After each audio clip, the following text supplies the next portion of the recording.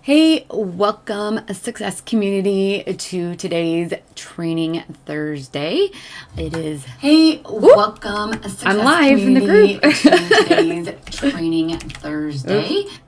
That's funny. If you've been around here, sometimes I can't tell if I'm live or not. So I open up the window and apparently I am live. So today we're going to be talking about a topic that comes up all the time, not just in with my business clients, but also with my orgasm coaching clients as well, and pretty much in my friends and pretty much most people that I know. And not all of my friends. I've got some friends that are not people pleasers, and that is people pleasing. So, in particular, when it comes to those of us that are in, healing, transformational, what is the word? Modalities, right? So whether you're a therapist, you're a coach, or whatever it is, a trainer, whatever you're doing to help people, change their life, chances are you were the one who actually already went through that experience. And most of the time, those kinds of experiences have a lot of trauma related to them. And so people pleasing is just really a symptom of trauma that has happened to you in your life. For those of you who know this will be repeat. For those of you who don't, maybe this is something new that you've never thought about before. But, us as humans, we're like super adaptable, creatures that can take in all of the things that are going on in our world and create meaning and be able to start anticipating how to handle all of the stuff that comes at us. And it starts from a very young age, like from birth, or actually even before birth. There's a lot of evidence that shows that even the 3 months prior to your birth, you are taking in information and you're already starting your adaptation skills. So part of those adaptation skills is people pleasing. So if you think about it, if you are a young child and your caregiver, maybe they have like big issues, but I'm not even talking about that. I'm just talking about like your average caring, loving, mom, dad, whoever, is taking care of you. They maybe don't have the best ways of coping with their own stress that happens in life. And so sometimes they get angry, or maybe they just get really short with you, or they shush you. I do that to my kids, even though I know better. But, all those things that happen to us in life when we're kids, we start thinking that, we start discovering that if we can, be better, like be the good girl, be a good boy, be, just be better, like do everything we can to make the other person happy, that those moments of, maybe anger or frustration that our caregiver has diminish. And it's true, right? Like I know this as a mom, like if my kids are sitting there quietly, not asking for what it is, whatever it is that they want, and I'm able to get my work done, that's easier for me when I'm trying to work, right? But at the same time, for them, they're also saying, oh, maybe I shouldn't speak up for myself and ask for what I want. I do try to balance it. But so you can see how, like, even though I love my kids, like I very much love my kids, I very much care about what's going on, but there are times when I just can't get to what, getting to their needs at that moment, in their little kid brains, they don't understand the complications of having a job and trying to make money and, pay bills and do all of the things that are required in the society that we live in. All they see is that, oh, if I do what she wants me to do, she will be less, short or angry or, snapping and, all those things that we do. We're like, wait, right? So those skills are like a really good, skill that we have. And in fact, as we grow, we like learn what helps us, maybe do well in school or not do well in school, or, survive in our families. And actually it helps us to thrive too. Like we learn how to work with people and see how to kind of adapt to the situation. But there does come a point when people pleasing, is not necessarily a good thing, right? When we are starting to put other people's needs way ahead of our own, especially as we transition from being a little kid to an adult, if we're still, putting everybody else first instead of our own, we basically get put on the back burner, right? Like we're putting everything on our back burner. And so this doesn't just happen in our personal lives, it shows up everywhere, right? Every facet of what we do, including our businesses.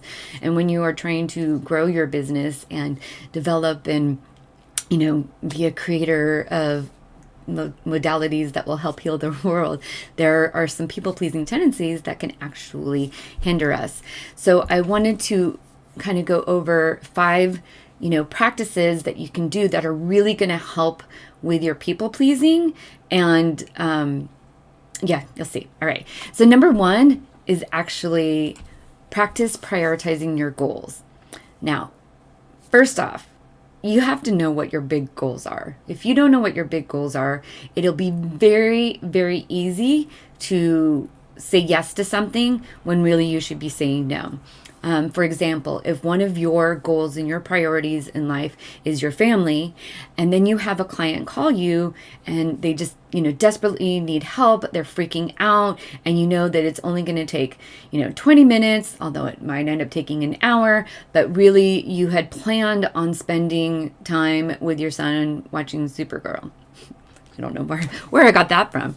But then you decide that you're going to help your client because you know that, they need the help, right? So now you started prioritizing your family, which was something important. And you're like, oh, it's just this one time. But the thing is about people pleasing is that when we lose sight of what our big goals are and what our vision for our life and the vision that we're trying to create is, we constantly do that. It won't be just this one time. It will be the next time and the next time and the next time.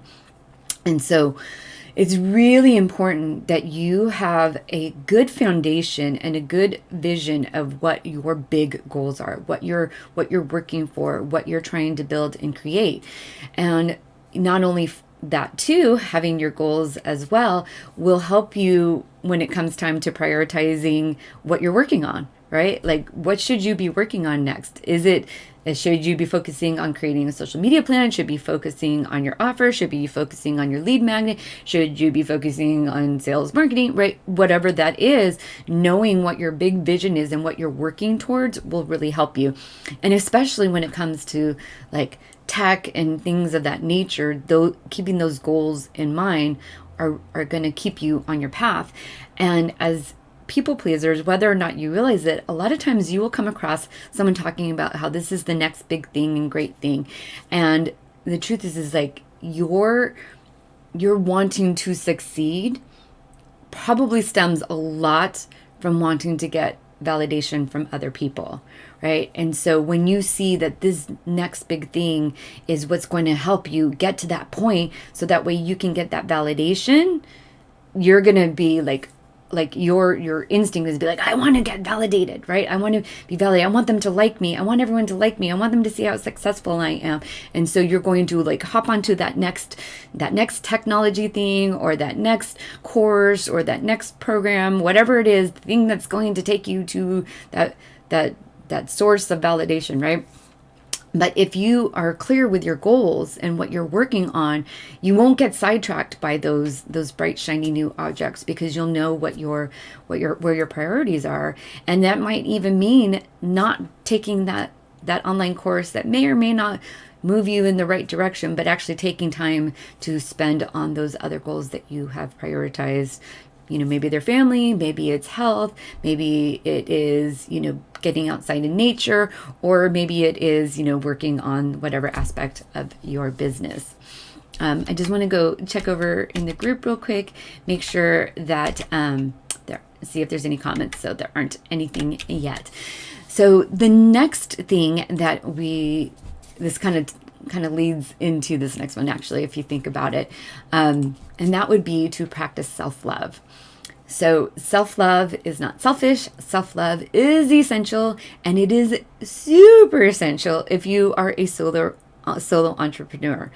So if you've ever worked in a company, there are always activities and people around or things going on that help you kind of get out of your own head, right? You're not just focused on your business, although maybe you worked in some companies where you're completely isolated too. But in general, when you are by yourself, you're just in your head and you're focusing on the next action and the next action and the next action.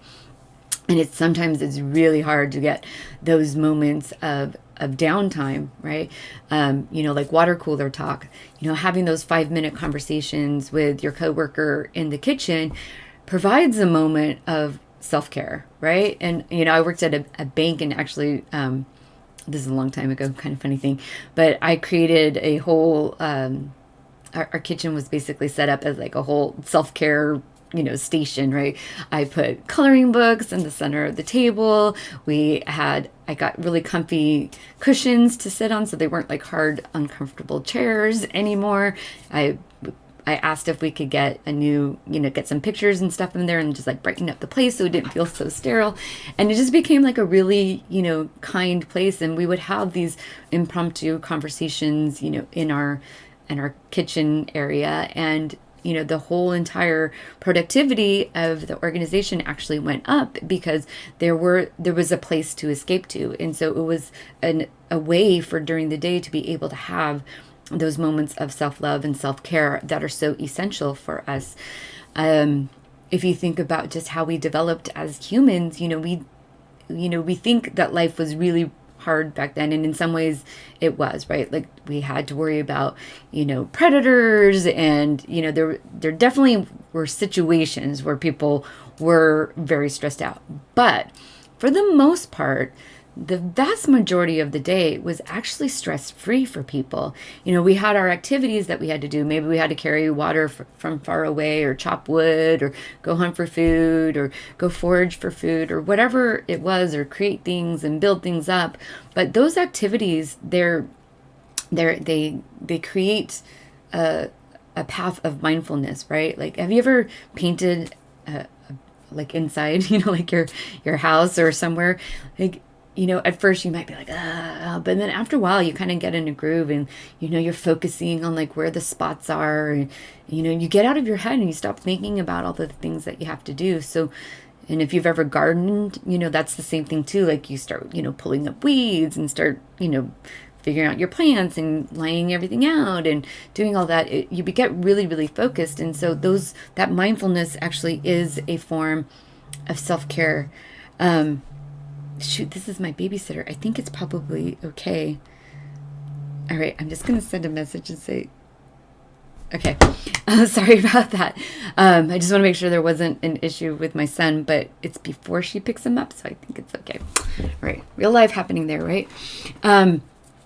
Anyway, so back to, practicing self-love. So, as an entrepreneur, it's easy to go and get on things. And as a people pleaser, we're always, putting everybody else first, especially some of us moms out there, we're putting everything for our kids and everything for our families, or our partners, our clients, everyone's coming first. And then there's not much time left over for us. So, creating a self-care routine, a self-love routine where, you schedule in that self-love, right? Even if it's just 15 minutes, like I do, Pomodoro timers. I think I've talked about it before. If you don't know what it is, it's actually a really cool system. Set a timer for 45 minutes. You work really hard. And then, well, actually, there's different ways to do the Pomodoro, the way I do it. I set a timer for 45 minutes, and then I get a 15-minute break. And during that 15 minutes, I go stretch, I go outside, I get some light, fill up my water, make sure I drink some water. I take a moment, do some stretches. I don't know. I always take the 15 minutes and just, like, it's my time to, get out of my mind and just relax for a moment. That's like an easy way to do it. So if you don't have a self-love or self-care routine, definitely look into getting one, because it is going to help you as a business owner. It'll help when you have these like little breaks and these little moments of clarity and love and caring and stopping and mindfulness, all of that stuff. It helps you actually work hard. I don't want to say harder. It helps you work more. You become more focused afterwards, and you become. It's easier to get things done and more productive. So that is definitely number two, and a really important one. And then the next thing, kind of tying all this together, is creating simple boundaries. Once you start prioritizing yourself and you really start, realizing like, I need whatever however your self-care, your self-love, routine looks like, creating those boundaries, and say no. If you did set aside time for your, for your partner or for your kids or whatever it is, right? Taking a shower, taking a bath, whatever, going to the gym, put a hard line in that, right? And say, you know what? I really would like to do this, but I can't because I've got another commitment. And don't apologize for it, right? Say, thank you for the offer. I'm sorry that you're having help. I'll get back to you later about it. If your client's calling, freaking out, respond and say, calm down, whatever. We'll figure this out later. Just give them give them something, right, to help them get through. But it's also not your responsibility. Like, your responsibility is to yourself and to whatever your goals and your commitments are. And even though your clients are a part of that and you are, in there to help them, at the same time, your job also is to help them take responsibility for what is going on with them as well. And even if it's a mistake that you did, it's still not your responsibility 100% either. It's your responsibility to help fix the mistake. It is not your responsibility to drop everything and disrupt your entire life because a mistake happened, because mistakes do happen, So learn how to create simple boundaries, have scheduled times where people can contact you. Set up, your, put your self-love, your self-care into your calendar, and, keep that appointment just like you would if it was a client. It's hard, especially if you haven't done it. It takes time and it takes practice, but with practice, it gets easier. Practice, you're able to be like, no, I'm going to do that later, or I'm going to do that after this weekend. I've started doing that a lot. I used to work a lot over the weekends, but sometimes just start saying, you know what, I will get that to you sometime next week, because it's Friday and I got things to do and I know I don't have time and I want to spend time with my kids, right? So start practicing creating simple boundaries. You can do it with just little things. Like if someone asks you to do something small, I can't think of anything off the top of my head, and it doesn't feel right, just practice saying no. See what happens, right? Be like, oh, you know what? I'm going to practice saying no right now. Say, no, I can't help you with that right now. The world doesn't end. It keeps going, right? That is really the thing that you, as people pleasers, we just learned to say yes to everything because we were scared of what would happen when we said no. But when you start practicing saying no and you start getting used to what happens, which is actually it's never as bad as what you think it's going to be. Our brain's job is to protect us from all possible danger, right? So we will create these stories of what will happen if we say no. Like, even that client that's freaking out from the mistake that you made, I guarantee you, the story you're making up in your head is way worse than what's happening. If you approach it with, simple boundary, but also with a solution, people are forgiving and understanding, and when you are forgiving and understanding of yourself, people will also treat you that way too. If you're compassionate and say, you know what, I made a mistake, but we'll make it up. We'll figure this out. They'll feel that energy. If you're like, oh my God, I'm so sorry, can I believe that happened? The whole energy dynamic becomes this penetrative from there. Yeah, it's your fault. Whereas it's oh, it just happened. It's they hit a wall and that energy kind of stops and it doesn't come on you. And actually, that wall just kind of makes energy kind of fall down, and they actually become calmer too. So if you can approach it with a calm, state of being, and don't apologize for your no, and just be like, I'm sorry, I can't, or you don't even say, I'm sorry, I can't right now. You can just say, I can't right now, but this is when I can, right? Give an option, so that way they know that they're still being taken care of, and you have your boundaries, and they feel taken care of. You can do it, right? And then, gosh, I'm already on point 4. This is going quicker than I thought. So then the last tip that I will say is actually turning your people people pleasing into your own superpower. And what I mean by this is as people pleasers, one of the gifts that we have is that we are really able to kind of see where our people that we're interacting with, where they struggle, because our whole adaptation ability, skill, superpower that we developed was learning how to like transform that, stress and chaos into, a way of getting around it. And if you can really turn your people pleasing around and not look for people pleasing as a sense of validation for yourself, but use that practice that you've had on helping people and really just take it and put it on them. Like, how can you be of service, right? Not because they're gonna provide validation, and not even that you're gonna do an amazing job, not that you're gonna be successful, although you will as you take ownership and responsibility and learn your own self-worth and yourself, the way you value yourself, and you create those boundaries, the success does come. It's one of those beginning blocks that most new entrepreneurs that have had trauma throughout their life kind of stumble with. But once you get past that, once you start really working on these people pleasing skills and create, your plans and your systems, and, figure out how to debrief things when it does come up. Like when you look back, you're like, oh, that was my people pleasing coming out. Like, I shouldn't have done that. I shouldn't have said yes. But learning how to be compassionate and kind of figure out like, okay, how do I fix this? How do I approach this differently the next time? Learning how to do that and using that people pleasing is actually going to help you later on in your business, because you'll be able to connect with your clients in a way that someone else who maybe doesn't have that ability to step into the other person's shoes and really empathize with them. Because that's what people pleasing is like, we empathize. We don't just sympathize. We empathize. We feel what they're feeling. We, experience it sometimes worse than the other people, right? We feel all of their angst, all of their emotions, and, they get, those of us with certain kinds of healing modalities, it actually gets amplified, right? So what feels like what is actually a simple problem, or like just a roadblock or a stumbling block to our client, can feel like a big thing to us. But then learning how to take that energy and kind of like shift it into like, how can we use this to serve us? Like, how can we use what's going on right now to, make your life better and make my life better too? It's that symbiotic energy.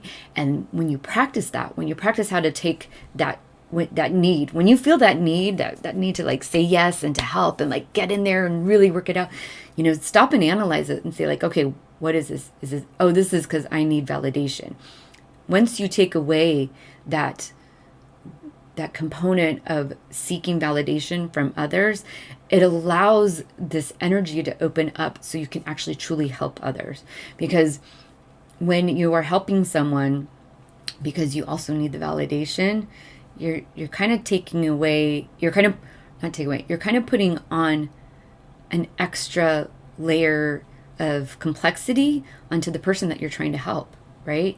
Because now, not only are they having their problem and their issue that they're struggling with, they now have the added burden of validating your happiness, right? Like your worth. So this people pleasing, once you learn how to like separate it and like see it, it helps shift. And also the cool thing too is you'll probably, if you're a people pleaser, chances are the people that you are called to help out are also people pleasers. And so when you have this shift and you make this shift and you start learning how to shift your own people pleasing skills, you can help the other people you're working with shift their own people pleasing. And it becomes like you're now opening up even more expansion and more ability for transformation and change because you do it yourself.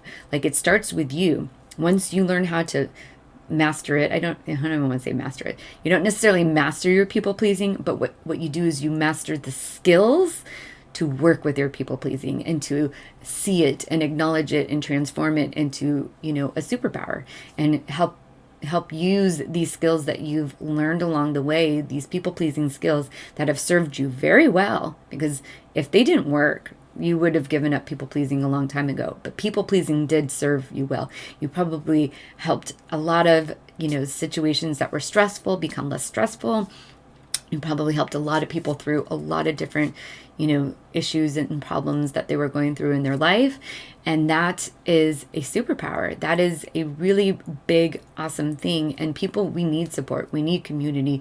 We need people to go to when we are having trouble. We need to talk things out. All of those things, they're really important. And so having that ability to empathize and, see what's going on with them and be, use those people pleasing skills, but then use them to the advantage and but use your practice of your self-care, your self-love, finding your own self-worth, being compassionate with yourself when you make, mistakes, learning how to say no and setting boundaries.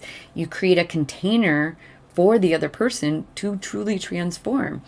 But it does start with you and learning how to actually transform your own people-pleasing tendencies into better ways of communication. All right, so that is basically the whole thing for today. So if you think about it over this next week or a couple days, think about how does people pleasing show up in your business. Do you find yourself saying, yes, I can do that, yes, I can do that, yes, I can do that, without stopping and thinking like, wait, do I have time to do that? Do I even want to do that? Is this even beneficial for them or for me if I even do that? Because sometimes people ask for things because they think that is what they need help with, when in reality, it's not even what the best thing is for anybody. And if your people pleasing is jumping up and saying, yes, I can do that, yes, I can help you with that, and then you realize, wait, that doesn't even make sense, go back to them, stop, say no. Another really good advice is when someone asks you for anything, say, let me get back to you on that, right? You don't have to say no, because sometimes saying no is hard, right? Especially if you don't know if it's aligned with your business. Say, let me get back to you on that. Or say, you know what, give me a moment. Let me think about it. Why don't you give me a call back in 5 minutes? And I'll figure out if that's a possibility. Or why don't you, and leave it up to them. Leave it up to them to contact you again. Don't even leave it up to you, right? Because that's your people pleasing. Like, okay, let me think about this. Let me figure this out and let me get back to you. No, if it's important and they're asking for something, leave it up to them to come back to you, right? You don't have to do that for them. This is let them take the responsibility of helping change their life, and give your people pleasing skill, tendencies a break, right? Say, let me get back to you on that. Why don't you contact me on this date, or send me an email later, or give me a call or a text message, DM, all of that stuff. All of it works, right? But then takes those moments and say, hey, is this aligned with my bigger goals? Is this aligned with my bigger vision? Is this something that I even want to do? Is this something that will benefit me? Will it benefit them? Take a few moments and actually think about it, right? And see what your real reasoning is for wanting to say yes. Because chances are you just want to say yes because saying yes makes people happy, right? And when people are happy and you made them happy because you said yes, you feel happy. So it's all about stopping that, and stopping that, saying yes to make people happy so you feel happy. It's about having a routine and a self-care practice and a self-love practice that makes you happy, having goals that you're working on, goals that are going to make you happy, having priorities that make you happy, and standing up for those priorities, saying no when something goes against those things are going to make you happy. They're going to make you a lot happier than saying yes to whatever it is that someone is asking that is not aligned with your values and your priorities. So just know that at the end of the day, you saying no, or you saying, let me get back to you, is actually going to make you happier. It is actually going to feel better in the long run, and it's going to be more beneficial for everybody, because sometimes people need to say no too. Sometimes people need to hear the word no. Sometimes people ask and ask because they're those kind of people who ask and people say yes, right? And so they don't have a lot of practice hearing the words no. And so sometimes you are doing them a service when you say no. And they learn like, oh, not everyone bends over backwards for me. Oh, I have to take responsibility for some of the things in my life. So that's why I think, taking a moment or two to really think about what it is that you're saying yes to is really going to help both you and your client. And it's definitely going to improve your business because you will stay focused on the things that are important, and you will feel happier in your business. And the happier you are in your business, the easier it is to grow it, because you will be having fun doing the things that you love in your business and working towards the goals that are going to make you happier. All right, everybody, that is it for today. I hope you enjoyed this thing. And if you have some people-pleasing tendencies and you want to, make a comment about them below, please feel free to do that. All right, I will see you guys all next Thursday. Have a great weekend.